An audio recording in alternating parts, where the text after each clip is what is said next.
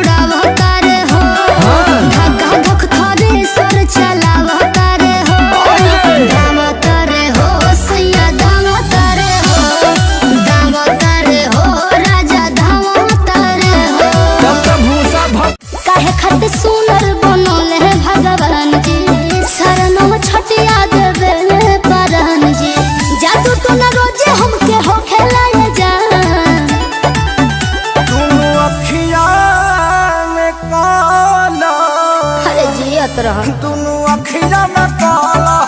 सच हूँ कचरावा नजरवा दो कि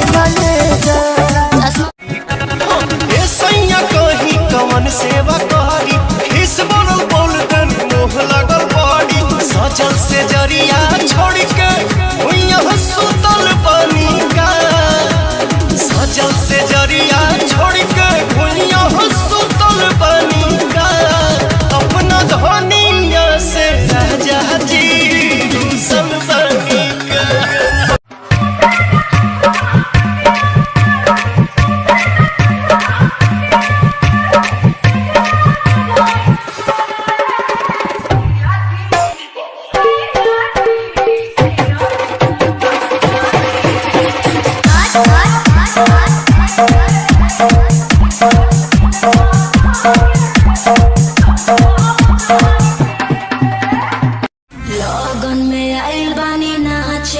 कायदा से फायदा उठाई के साथ में गर्मी में छुआता पसीना बड़ी रात में ठंडा के बोतल धराई के हाथ में सिगरेट से कि तहर दीदी के पतौनी चॉकलेट से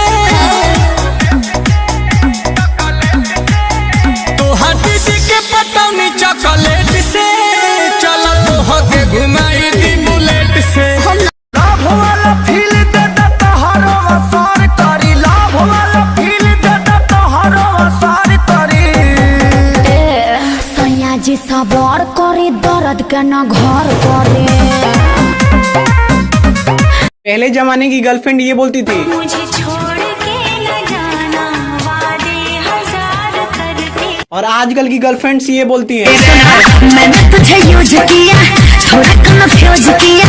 बैलेंस ड्यूज किया अब कहूँगी यू कैन गो जो रोजे रोजे नया नया चेंज कर भरजन एगो दूगो माल न पटाल दुई दर्जन पुरन का लोभर गंगा जी में कोई दो विसर्जन पुरन का लोभर गंगा जी में कोई दो विसर्जन।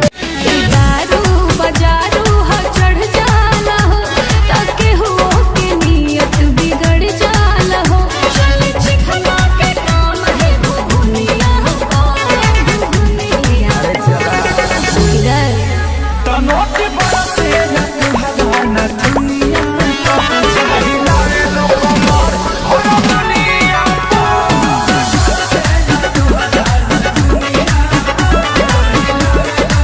की भइलू जान सुनो मेरे रांझा वाला प्यार जन करो यार गोली मार दी भातार हो आधा के रंगदार मेरे रांझा वाला प्यार जन करो यार गोली मार दी भातार हो आधा के रंगदार। के हरदिया तनी दरदिया काटेला हाय दरदिया काटेला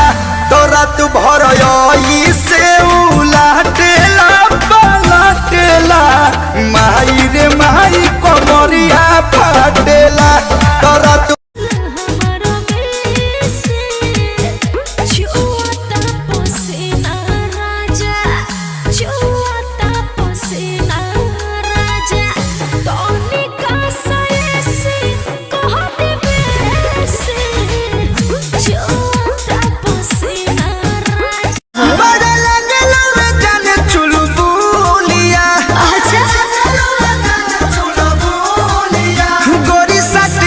पढ़े जब जानू स्कूलिया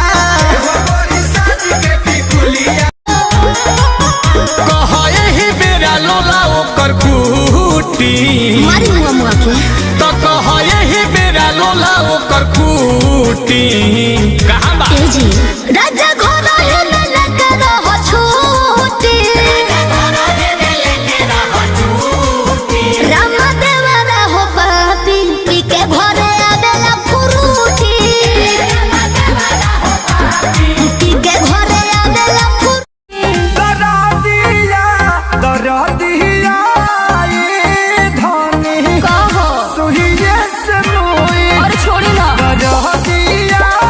ये धनी सुहिए से मोई कोई बात डॉक्टर कहो देबू की ना हो क्या चाहिए बाबा? चुम्मा चुम्मा चुम्मा चुम्मा मैं हर किसी के हो जाऊं, इतनी सस्ती थोड़ी ना हूं। हो गन्ना बेच के चुम्मा ले हो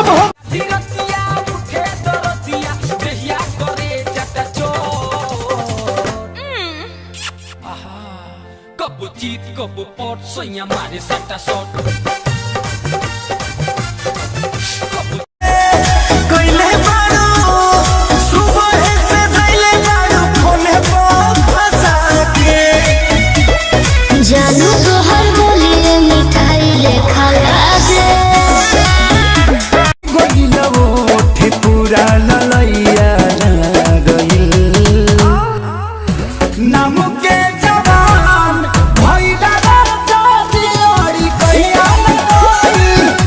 नाम के कोहत बिच पटना के फलेट रे करह के करी 52 बिगहाई खेत रे खाती मोहरी के खाना बारे सखिया तो सैया मोर नचनिया के दीवाना बारे सखिया तो सैया मोर नचनिया के दीवाना बारे सखिया